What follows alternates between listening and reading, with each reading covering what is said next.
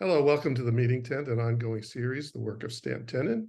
Before we get started, I'd like to introduce our usual cast of characters: Adele Packer, Michael Andron, Daniel Gill, and Lavana Tenen.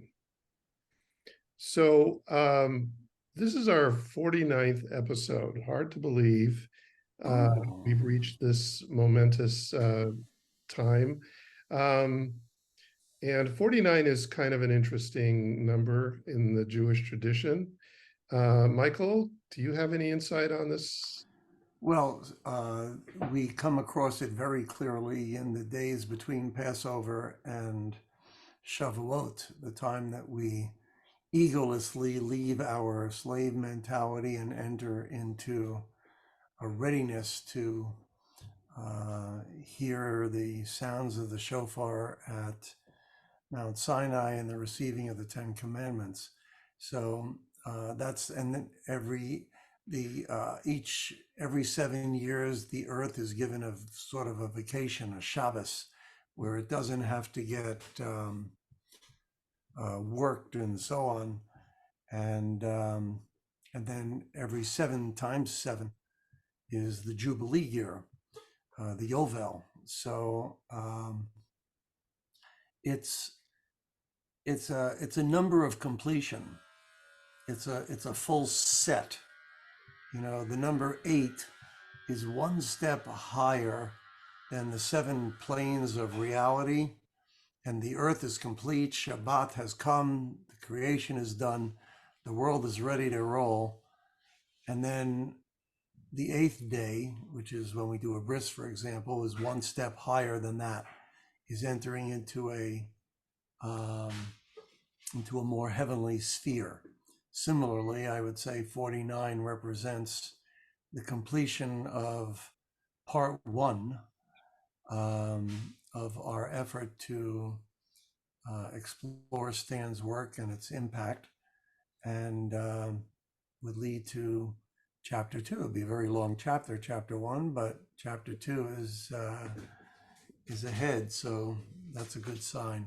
So yeah, and we're just amazed at how we were able to do so many episodes. Well, not amazed. I mean, it's just it kind of is conducive of what we're talking about, Stan's work, and how much it gives us in terms of the ability to discuss, and how I know I've grown since doing this in terms of my knowledge base and just being aware of things. So I'd like to say, Bill, on behalf of all of us, we come in and once a week we sit down and you tell us, okay, here's today's topic, and we sit and schmooze for an hour. Whereas you are involved in the post-production that takes this thing from us just sitting around and talking into a finished product, and that's and I want to thank you on all our behalfs for the work that you do, and even just coming up with the topics, which is often a struggle, and then putting it all together so that it's comfortable and enjoyable to sit and watch after the fact. Thank you for that. And just to elaborate on that, when I come up with these topics, I say, oh God, what do we have? 15 minutes here. How are we going to make a whole? But I have to cut you guys off, after an hour, because it always turns into something, which is why this is such an enjoyable process. Well, thank you. Have you thought of putting out a blooper reel for when you've recorded us after we stop? Oh, that would be cruel. That would be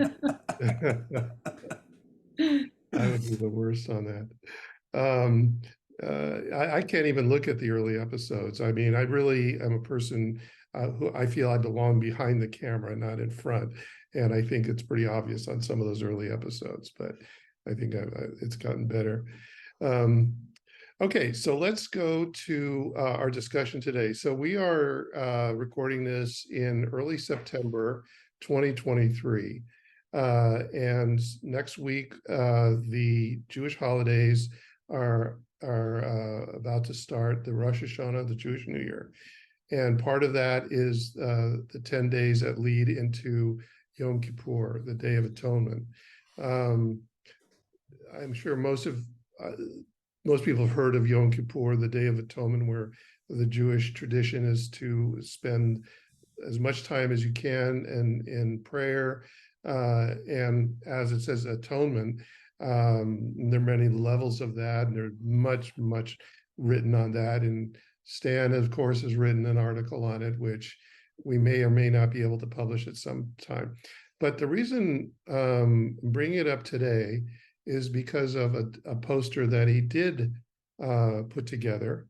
So let me get that up. So this is something that Stan put together from the Yom Kippur Mazer being the prayer book. And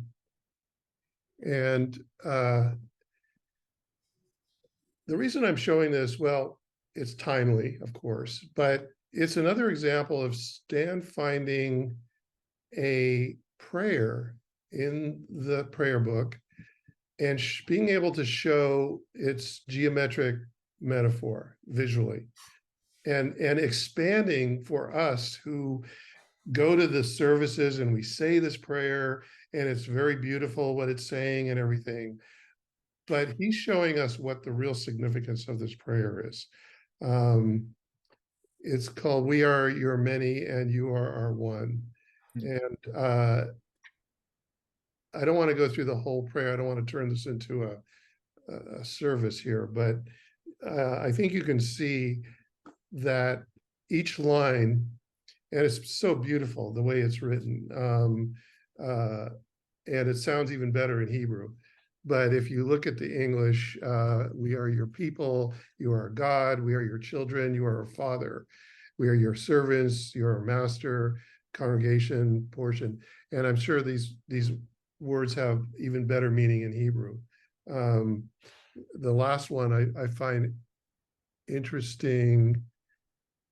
A lot of times these words are very close. Like the last one, we are your designated, and you are our designated, capitalized.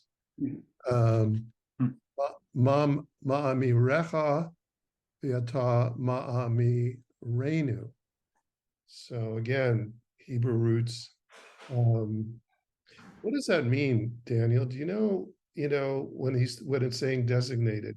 It's a weird word. I mean, I don't know when the prayer was written. I probably, to really get into it, you'd have to research like when it was written. It's an old prayer. Ma'amar, the root is amar. I think it's hard to translate, but I always kind of think about this like when you're in love with someone and you're kind of constantly thinking about them under your breath. You're not quite talking about them, because that would be too much, not inside, but you're kind of muttering about them under your breath in a sweet way, like you can't stop thinking about how great they are. So that's how I always translate it. We are your beloved, like you're constantly thinking about us, constantly you're in love with us, and the same is true from us to you, God. Like we're constantly, like Willie Nelson said, you're always on my mind. Which is the whole purpose, the whole deal. So what Stan has done is he's looking at a concept that came up many times in our talks, the one and the many. It's kind of the basis of his research, the one and the many. And so in this case, he's showing, God and people, father, children, master, servants, portion, congregation. And then he's showing it in a graphic. And he's taking the one and the many, the one as the vertical line on the inverted T, and the many as the horizontal line. I have some thoughts on this, but I wanted to ask Lavana. You guys didn't go to services, if I recall. You kind of decided not to drive on Yom Kippur. And so I'm just thinking about Stan looking through the Maser, every year and finding this prayer. Oh, he found a lot of things in the Moxer, both for Yom Kippur, and there's a different one.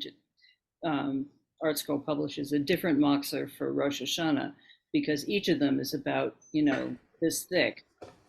So there's lots of stuff in there. And I know before we moved to Massachusetts, when we were still originally in California back in the 80s, we did used to drive to services, so we were familiar with going to them. And of course, Stanley, grew up in a family that basically went to services on the holidays, of which this is one. So he was familiar with them, but when we started really looking at it, this particular publisher of prayer books, Moxers, has really interesting notes and really interesting translations. This particular prayer is what they call a piyut, which is that there are a lot of poems that were written in, golly, 400 or 500 year period. Daniel probably knows more about this than I do. And many of them are included in this. This one he spotted, again, because as Bill mentioned, because he really saw it as, there was obviously a dichotomy being expressed, or a relationship being expressed. And he looked at it and he saw contrast between the one and the many. And so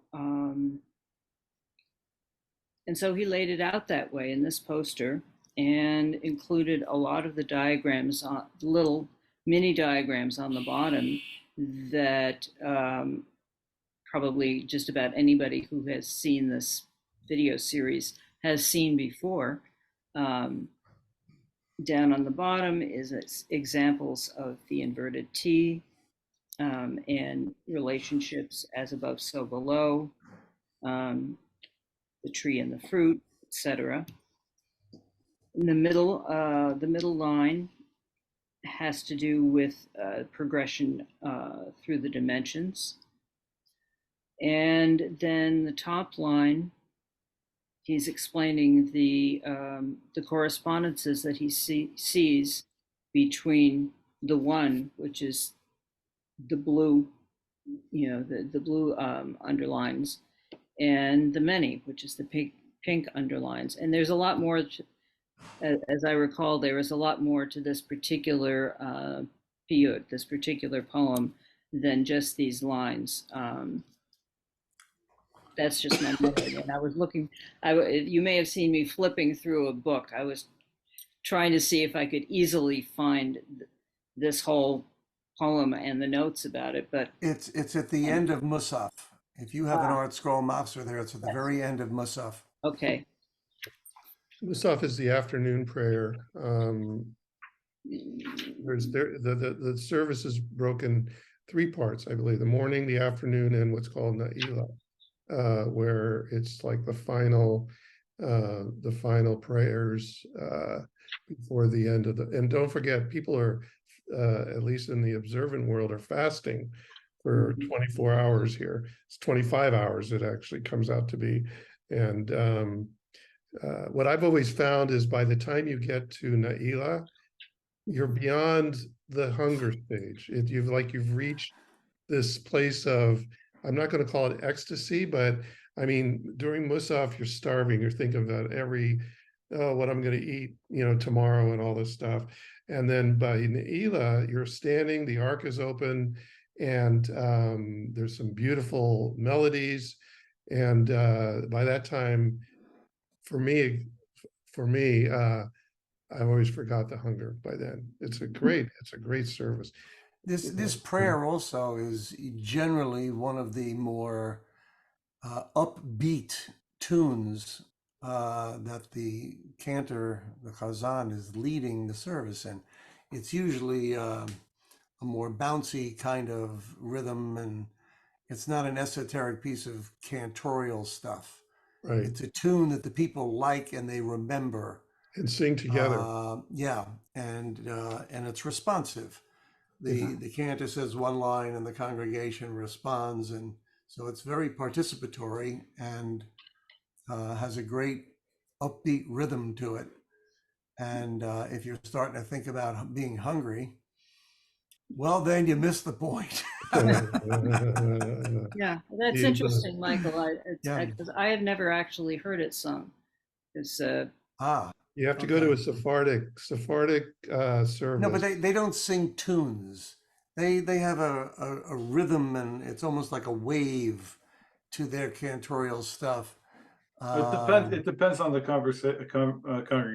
There are a lot of they do sing tunes actually quite a bit. Yeah.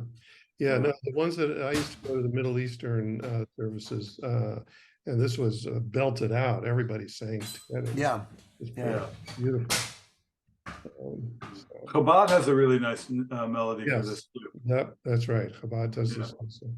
Yeah. So did you find what you were looking for, Alana? yeah, I did, and basically it's kind of in the middle of something, and I don't actually see a date. It appears to be basically quotations from various different psalms.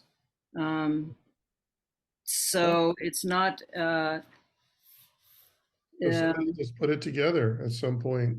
yeah, Yeah. yeah. By the way, if you're watching this, a lot of these, I know Stan depended a lot on the Art Scroll series.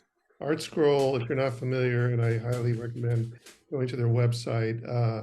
I think he felt that they had the closest translations, but also the commentary and they're really beautiful books. I mean, the way they're laid out and the fonts that they use, and their translations seem to be pretty good. When we first started really getting into this, they were basically the first modern, modern but orthodox oriented um, English translation, publishing choices that it didn't sound like antique English. There were plenty of prayer books that were translated back in the beginning of the 20th century, and that it. I think what he also liked about this was, yes, the much of the translation is follows the Hebrew as best it can. Um, I've Yeah. heard more recently that there's someone else that I take classes from who says, well, Art Scroll tends to follow Rashi in the choices of translations. I don't know how widespread that is, but that's But that's a big deal though, because yeah. Rashi is usually the one giving the pshat, the very simple, basic meaning of the words and the intention of the prayer. Mhm. And Art Scroll became an overnight sensation at the beginning, probably in the 70s and 80s, where there was a whole big Baal Tshuva movement where people were being brought back to Jewish roots, which they had, for one reason or another, their families, maybe the previous generation, had it sort of abandoned. In particular, there were a lot of people after the Holocaust who said, what am I doing this for? And they kind of put it aside. And the Baal Tshuva movement, which simply, I guess the simple non-Jewish equation of that is like a born again kind of thing, that somebody has brought you back to looking at something that may have been brainwashed into you as a child, and now you're looking at it as an adult. And that whole movement needed the kind of books that allowed the English reader who did not know the Hebrew to be able to do that. And they have, just in a daily prayer book, they have 3 or 4 versions, some of which are linear on the left and right side of the page, in small paragraphs or phrases so that you can understand the words. And I don't know if it's Schottenstein or one of them.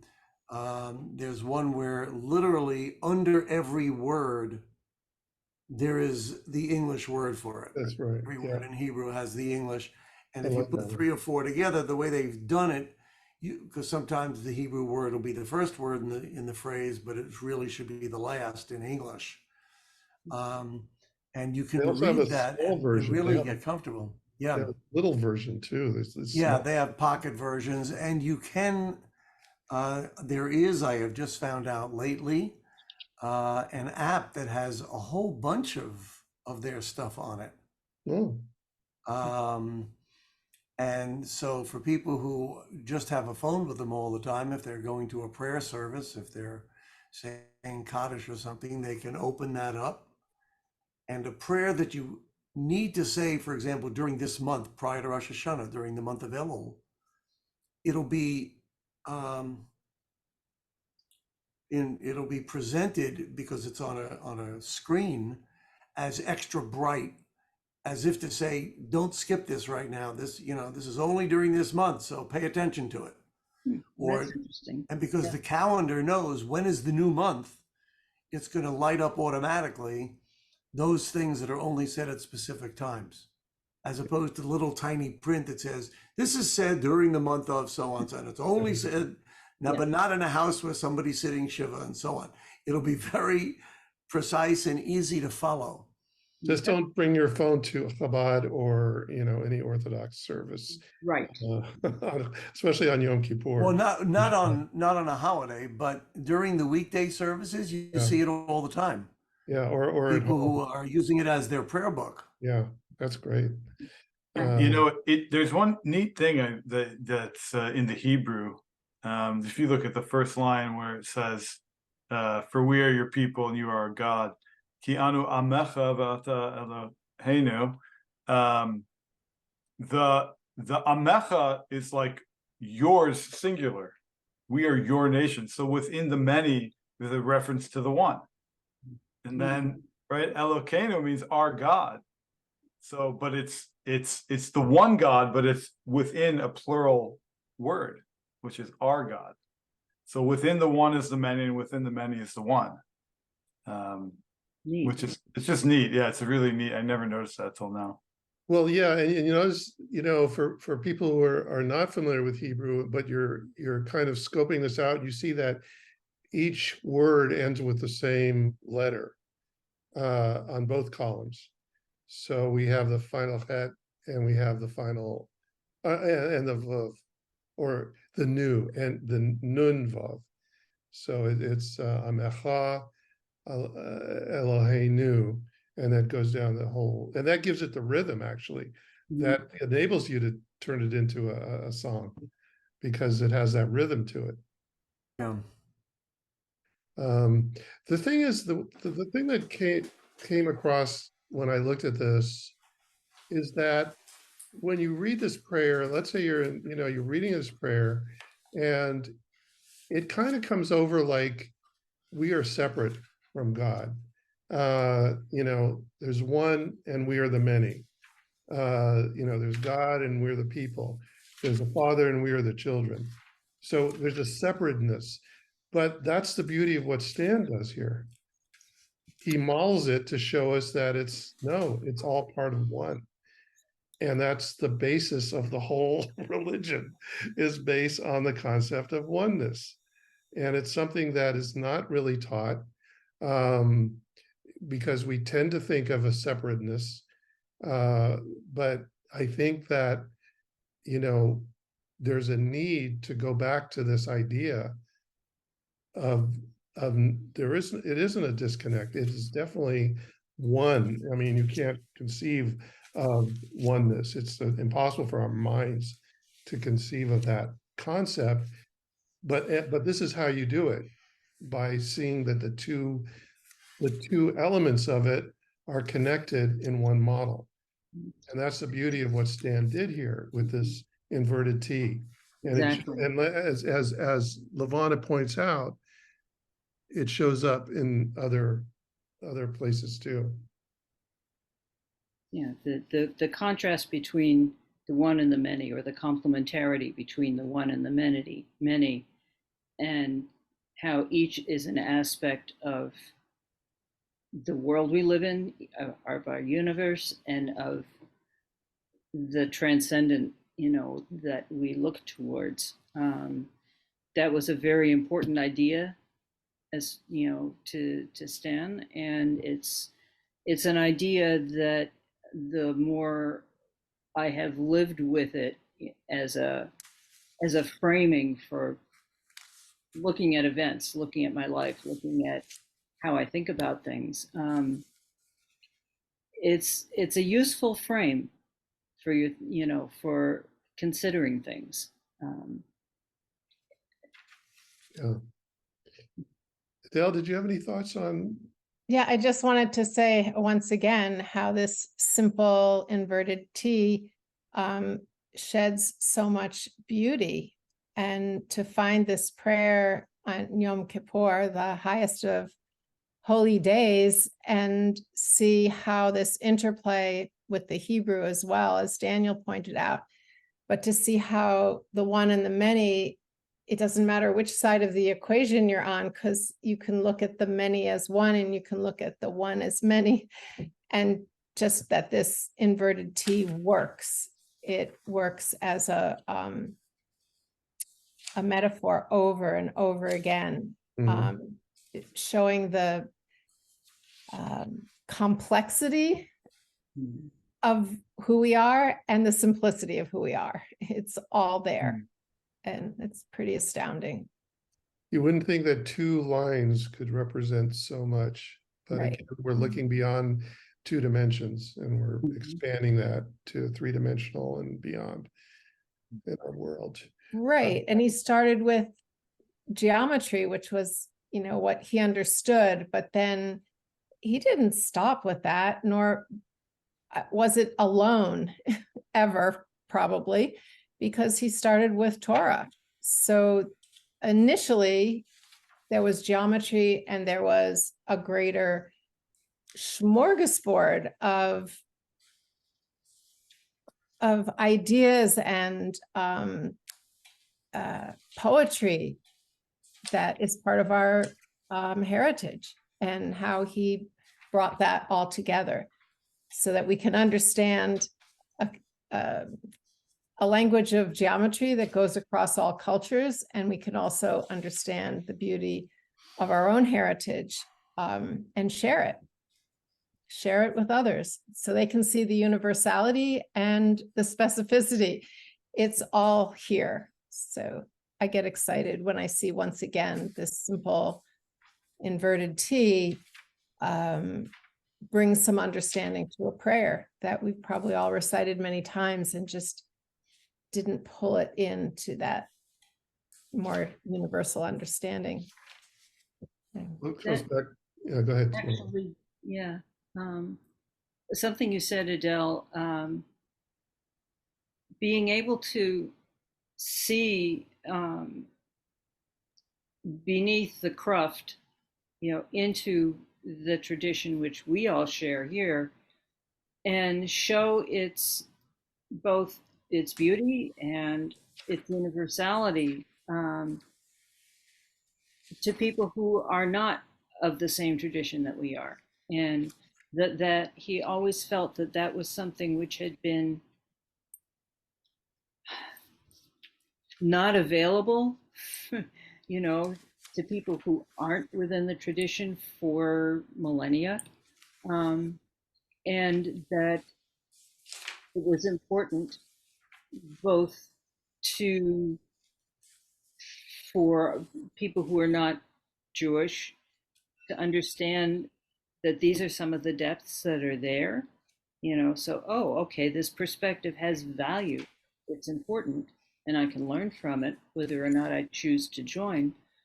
and also to show the same thing to us, because there is, the I mean, I mentioned that Stanley grew up in a family that, yeah, okay, so they went to shul on Rosh Hashanah and Yom Kippur, and if there was a bar mitzvah in the family, but it didn't have any spiritual meaning to them particularly, or I guess it was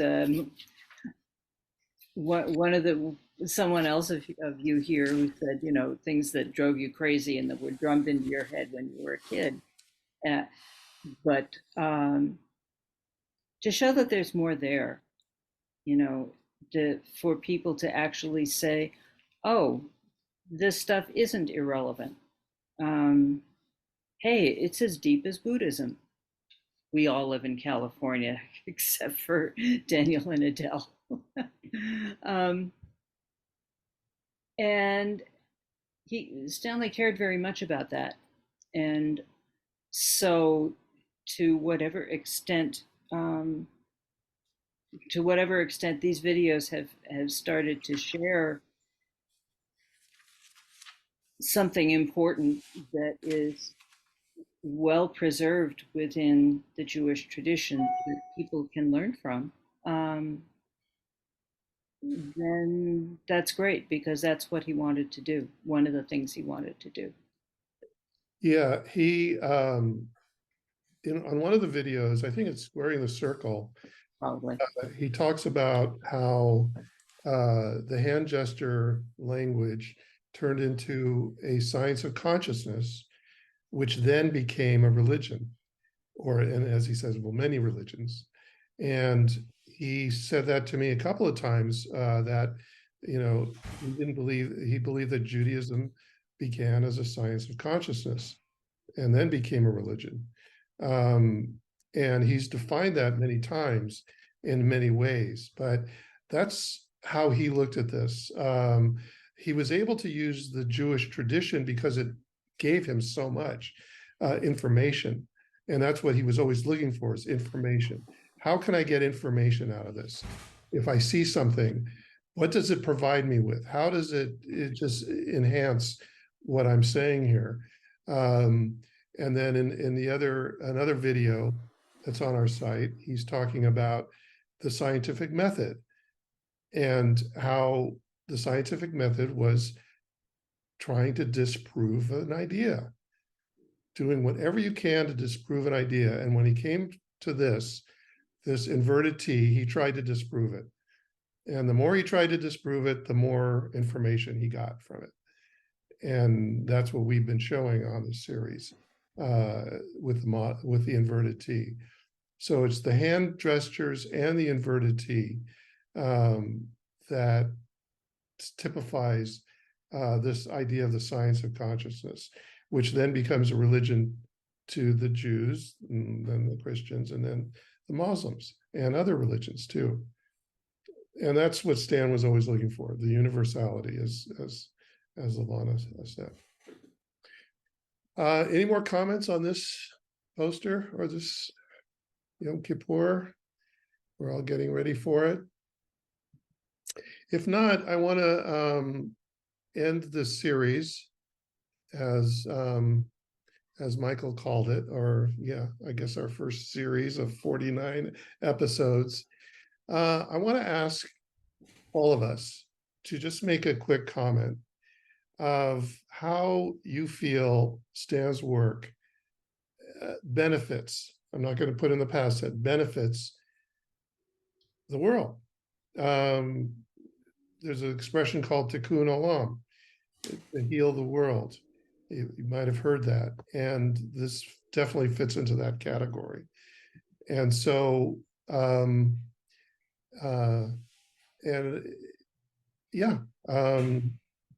I can start.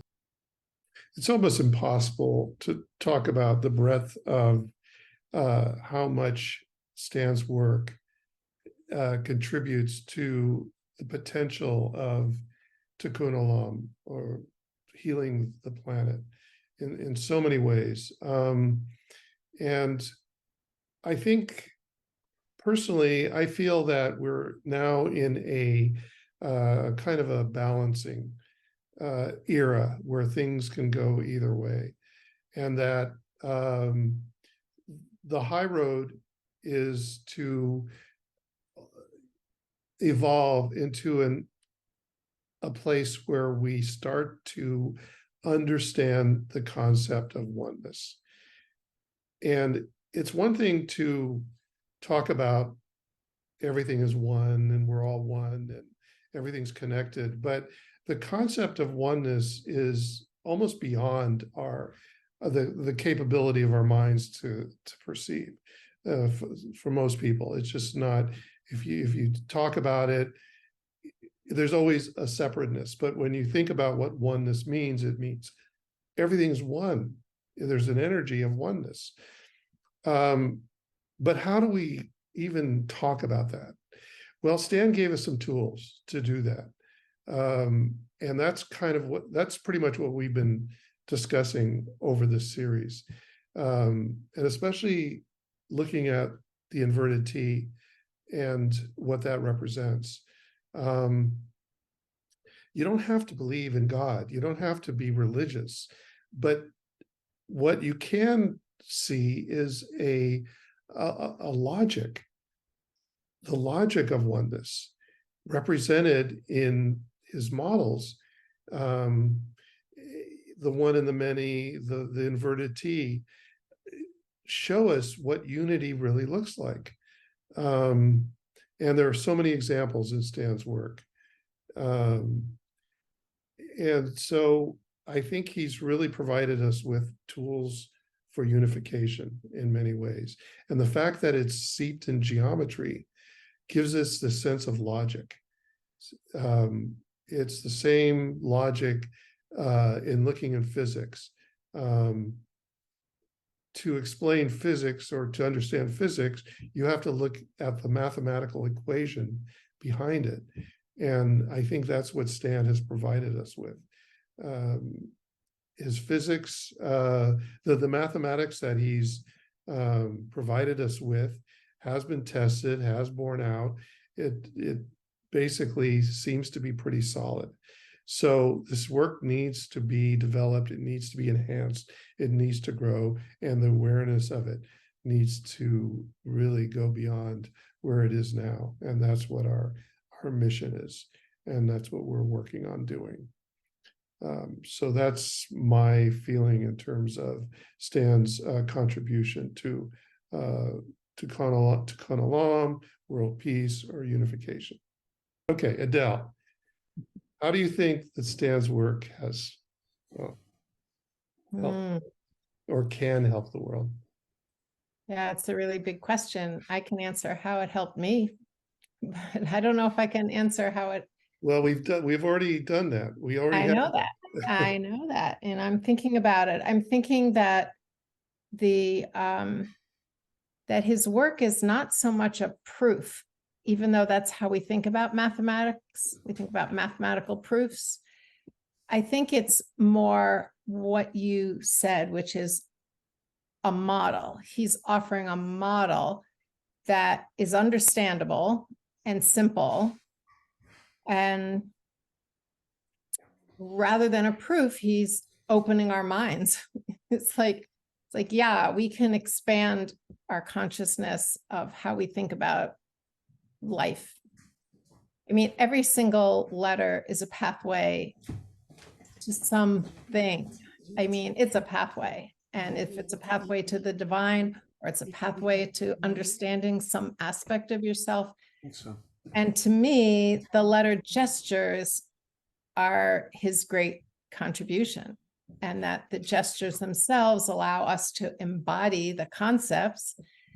And they're so simple. I've been working with some exchanges with others who have studied gestural forms and ways to embody the alphabet. And I realized that the simple gesture allows us to do whatever we want with it.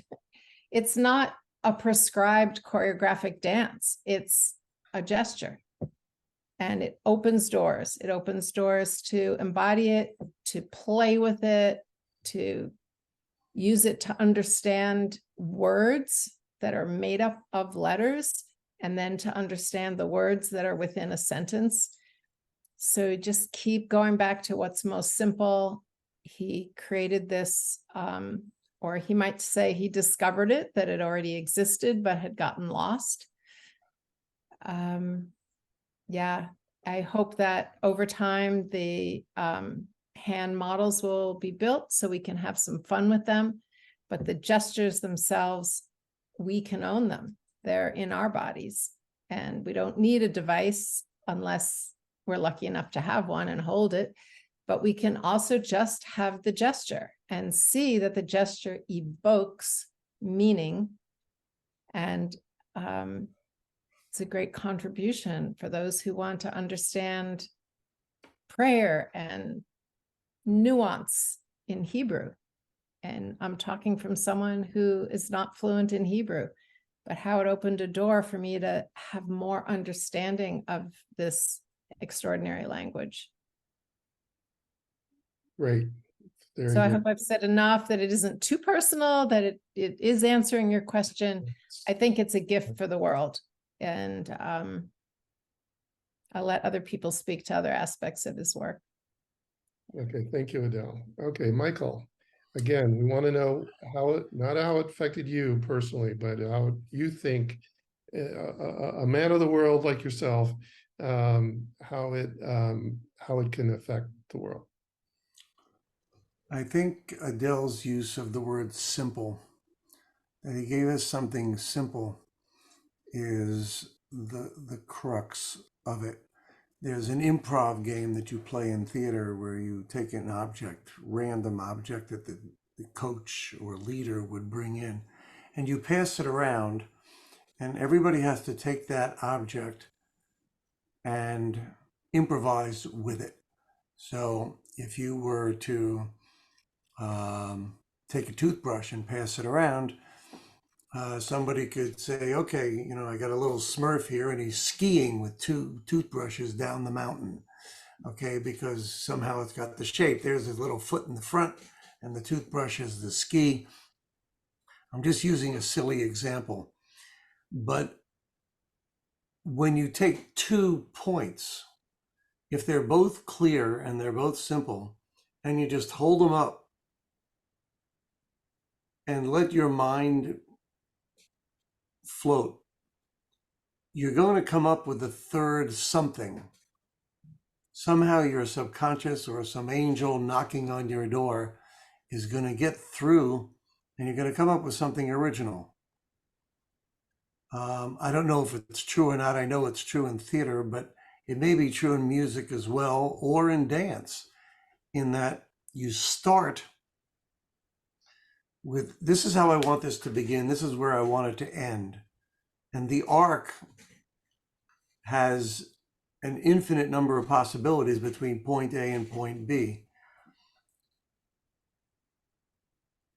If you look at the inverted T, that's as simple a statement, but a universal statement about relating to higher consciousness and God, or whatever you call it in your particular paradigm. And it's a symbol of, it's a paradigm symbol. You take the end result and you look at the end of the book, of Stan's book, and you see that he's talking about egolessness, and he's talking about love and people working together in a group in a healing fashion. How do you get from here to here? So if you put the two in front of you and just kind of let the mind float, it's like the old idea, you know, if you have a problem, go to sleep and sleep on it. And in the morning, you'll have a solution. That's the quest of meditation, is to try and hear that inner voice. And his simplification down to something as simple as the alphabet. What's the first thing you teach a little kid? The ABCs, or the alphabet. It's something that is simple, and yet you can keep on revisiting it over and over again as you get older and you get more abstract in your thinking, you can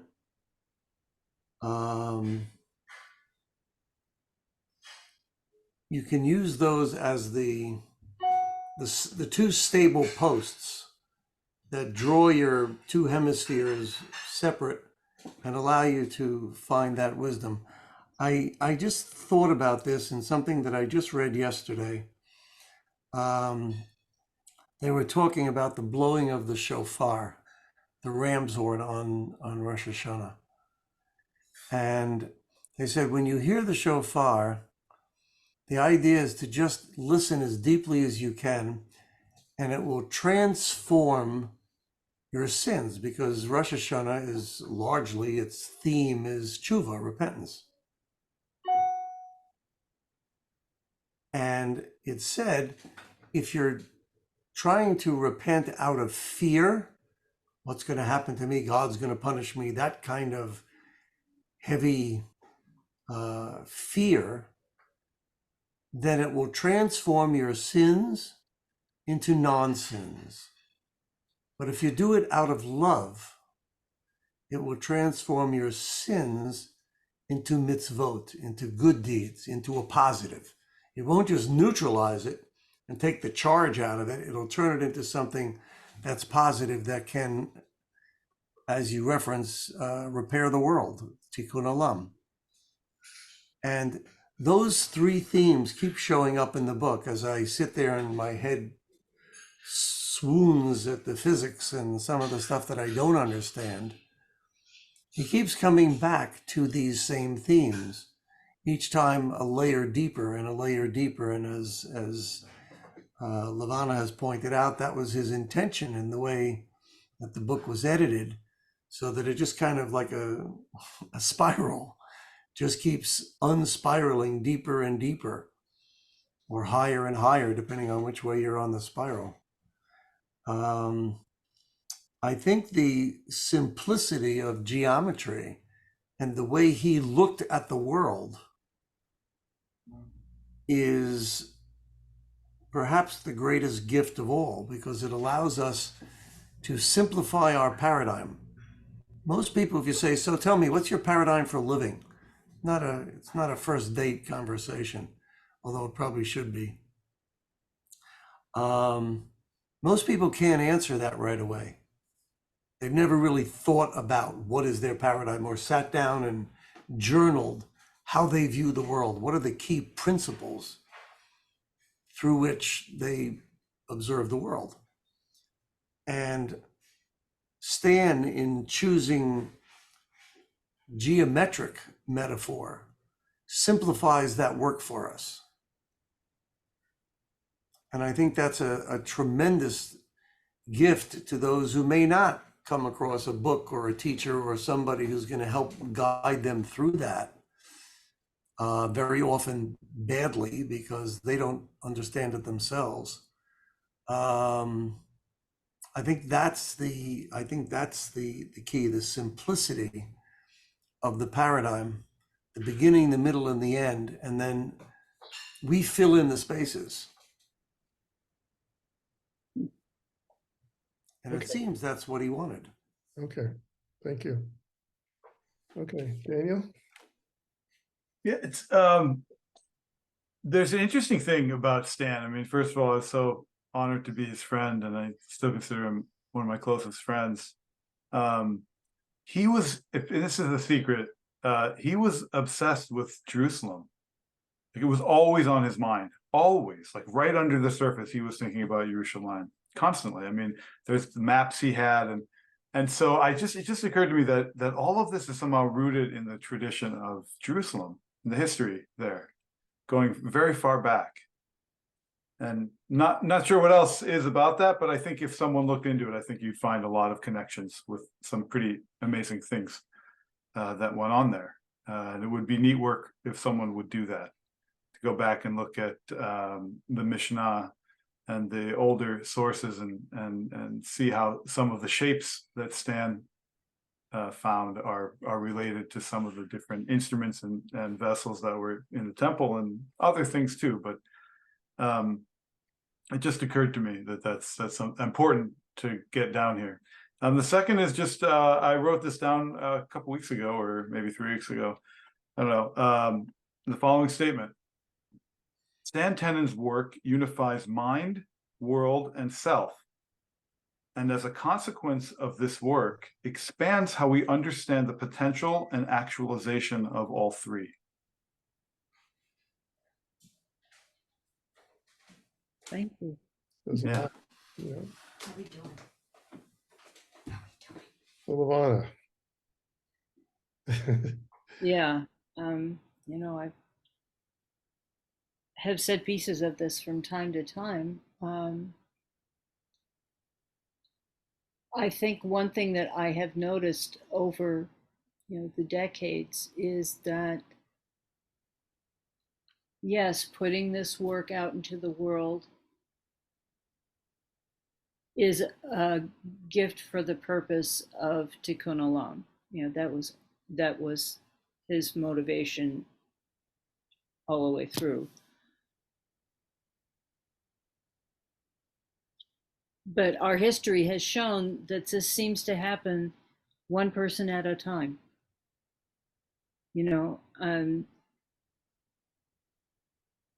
Going back to, say, Adele, I mean, you've been working with this work for a long time, and the things that you could think of was, what did it do for you personally? Well, actually, what it did was allow you to another method of expressing your energy and desire for Tikkun Olam, because that's what your work is also.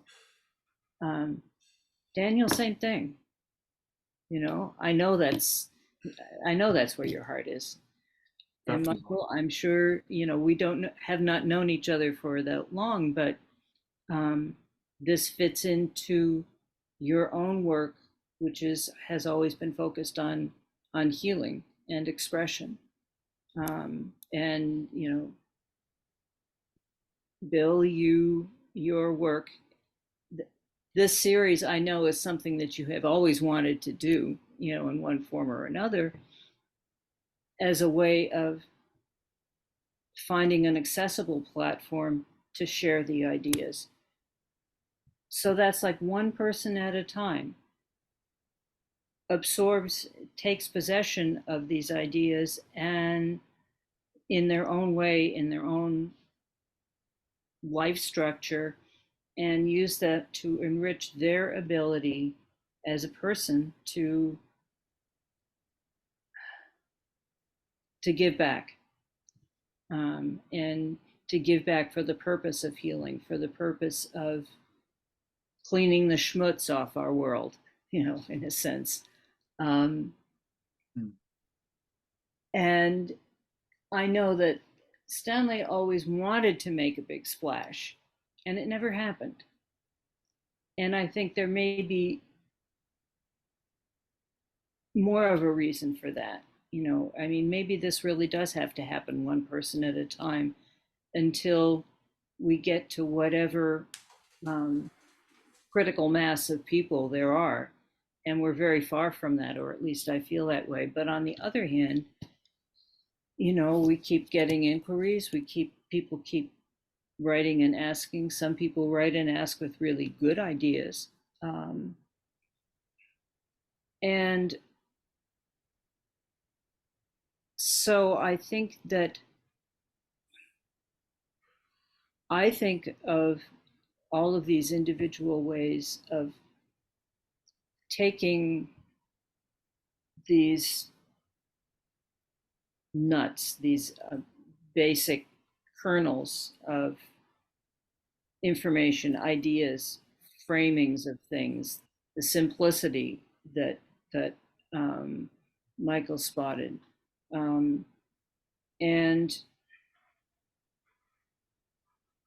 the more these spread out and people start to use them, because of the energy with which it started, which was with Stanley's prayer for peace. That's what started this whole thing. And use of this work in your own way with that same motivation, with wanting to give, I think that's the benefit, and that's me saying that. And who knows, maybe at some point there will be a big splash. I have no idea. Um, but Lavana, let me ask you a question. sure. Did you ever get the impression, and I will say up front, I did not, in the short time that I knew Stan and reading the book and talking with you all this time, he wasn't looking to start a religion. Oh God, no. He was looking to bring depth to the Mhm. people who may not have found a certain level of depth in their lives. And that's got to be done one at a time. Hmm. Yeah, That for sure. you can't, unless you're starting your own religion and you're a marketing expert, like some of the previous marketing experts in world history, you're not going to hit a splash kind of thing. It's got to be done one at a time, because each one has got to say, I want to do something about raising my consciousness and helping fix the world. When you get to that point in your life, and that is your intention or desire, then his work comes alive. Yeah. But if you don't get to that point, you're going to walk right past it, which is, that's the way the world goes round. Mhm. Yeah. And because it was an overall prayer for peace, an overall prayer for world healing, getting rid of the schmutz is healing. Mhm. When you finally get to that point where you think, I've got to go deeper somewhere, I've got to find something, then this work suddenly becomes alive. Mhm. And you find that one point that he makes on this page or on that page, and because he keeps relating it to a dozen other points that are rotating around it, you get connected to those. Yes. Hmm. Yeah. Yeah. No, you're exactly right, Michael. And it's interesting. I recently, yeah, none of us is a techie person, um, but I was recently contacted and had an opportunity to meet and spend some time with a person who actually was attracted to this work because of the precision of the geometry. This was a tech person, and certainly I was delighted with that, because that's a whole aspect of Stan's work that the five of us have really not been able to cover, just because it's not our field. That's not where we work. That's not where we create stuff. Um,